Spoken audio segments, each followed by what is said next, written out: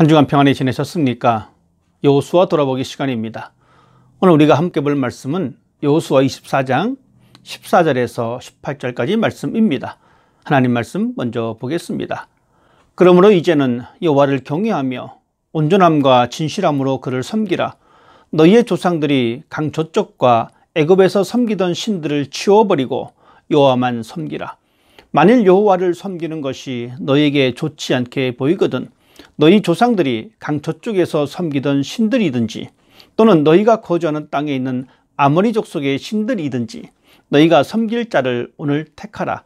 오직 나와 내 집은 여호와를 섬기겠노라 하니 백성이 대답하여 이르되 우리가 결단코 여호와를 버리고 다른 신들을 섬기기를 하지 아니하오리니 이는 우리 하나님 여호와께서 친히 우리와 우리 조상들을 인도하여 애굽 땅 종되었던 집에서 올라오게 하시고 우리 목전에서 그 큰 이적들을 행하시고 우리가 행한 모든 길과 우리가 지나온 모든 백성들 중에서 우리를 보호하셨음이며 여호와께서 또 모든 백성들과 이 땅에 거주하던 아모리 족속을 우리 앞에서 쫓아내셨습니다.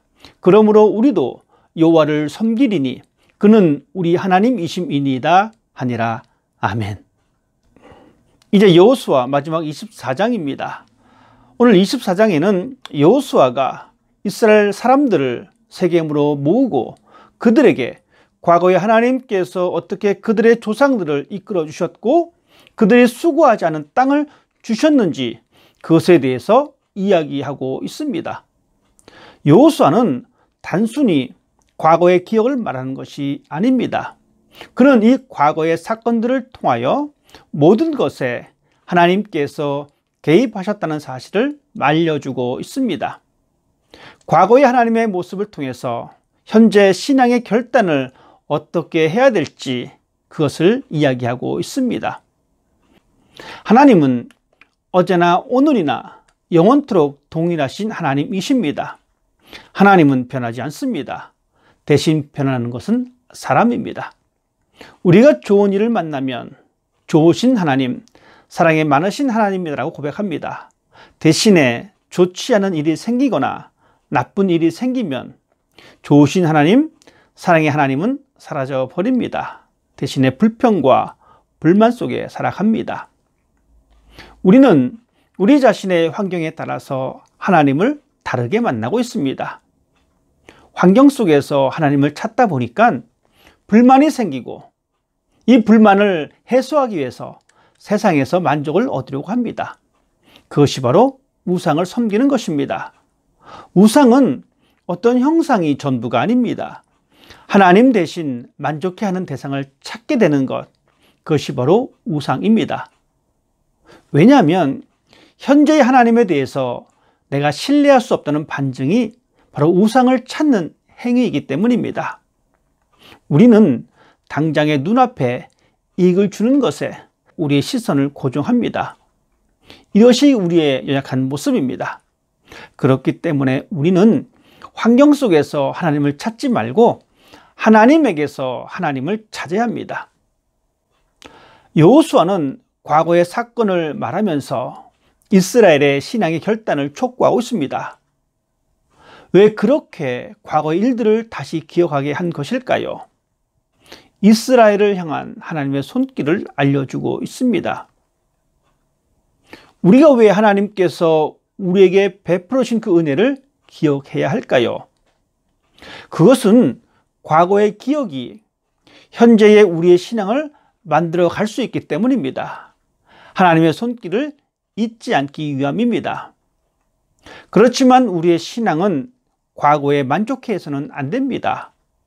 과거의 신앙이 현재의 믿음 생활을 증명해야 하고 더 견고한 믿음으로 고백되는 것이 올바른 신앙의 모습입니다.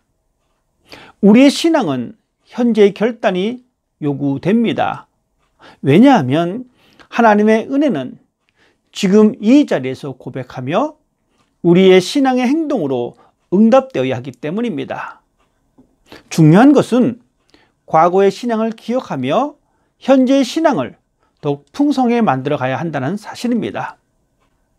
여호수아가 과거를 말하고 있는 것은 과거의 신앙을 강조하는 것이 아니라 그 과거를 기억하면서 현재 지금 내가 어떻게 살아갈까 고민하고 결정해야 하기 때문입니다. 그렇기 때문에 여호수아는 이런 제안을 하고 자신의 결단을 말해주고 있습니다. 15절 말씀입니다. 만일 여호와를 섬기는 것이 너희에게 좋지 않게 보이거든 너희 조상들이 강 저쪽에서 섬기던 신들이든지 또는 너희가 거주하는 땅에 있는 아모레 족속의 신들이든지 너희가 섬길 자를 오늘 택하라. 오직 나와 내 집은 여호와를 섬기겠노라.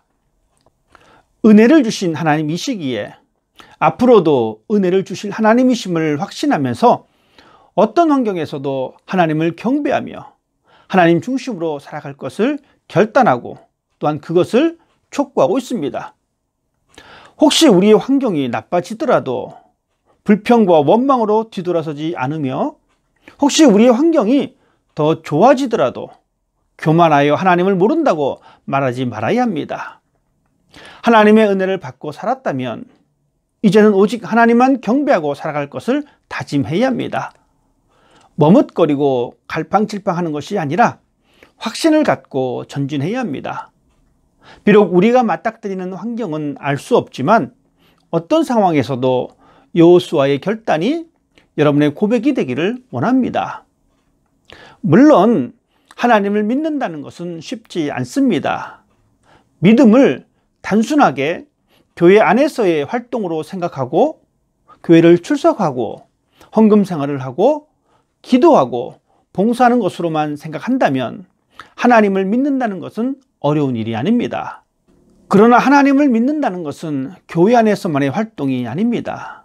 그것은 우리가 살아가는 삶의 현장과 긴밀하게 연결되어 있습니다. 하나님을 믿는다는 것은 1년 365일 하나님과 떨어지지 않는 것이기 때문입니다. 그래서 하나님을 믿는다는 것은 결코 쉬운 일이 아닙니다. 여호수아는 말했습니다. 그러므로 이제는 여호와를 경외하며 온전함과 진실함으로 그를 섬기라. 너희의 조상들이 강 저쪽과 애굽에서 섬기던 신들을 치워버리고 여호와만 섬기라. 조금 쉬운 말로 하면 진실하고 성실하게 섬겨야 한다는 말입니다. 이런 하나님 섬김이 바로 우리의 삶의 현장이어야 합니다. 여호수아는 이스라엘 백성들에게 내가 오늘 섬길 자를 택하라고 요구하고 있습니다. 오늘 나는 선택해야 합니다. 매일매일 나는 선택해야 합니다. 무엇을 섬길 것인가를 선택해야 합니다. 강 건너편에서 섬겼던 신을 선택할지 아니면 나에게 은혜를 베풀었던 하나님을 선택할 것인지 결정해야 합니다. 우리는 매일 하나님을 섬길 것으로 부름을 받았습니다. 이것이 성도의 모습입니다. 매일매일을 하나님을 섬기는 것을 선택하고 살아가기 때문에 하나님을 믿는다는 것은 쉬운 일이 아닙니다. 왜냐하면 우리는 여전히 하나님이 아닌 것에 관심이 있기 때문입니다. 여전히 세상의 방법과 세상의 유혹에 흔들리며 세상의 것들이 내 인생에 만족감을 주고 있다고 생각하고 그 길을 따라가기 때문입니다. 그 길이 넓고 안전하게 보이기 때문입니다. 그렇지만 예수님은 생명으로 가는 길은 좁으며 그 길은 험하다라고 말씀하셨습니다. 우리 앞에는 항상 두 길이 펼쳐져 있습니다. 강 저쪽과 애굽에서 우상을 섬겼던 길과 하나님의 생명으로 나가는 길이 있습니다. 이제 선택의 시간입니다.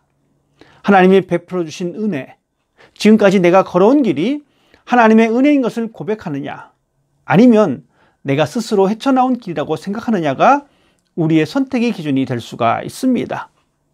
하나님은 이미 우리를 선택하셨습니다.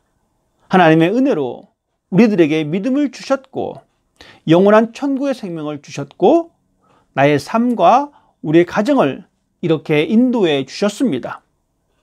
이런 확신이 있다면 하나님을 경배하기로 선택한 것이 올바른 것임을 하나님 앞에서 인정받고 사람들 앞에서 하나님의 은혜를 보여주는 복된 삶이 되기를 주님의 이름으로 축복합니다.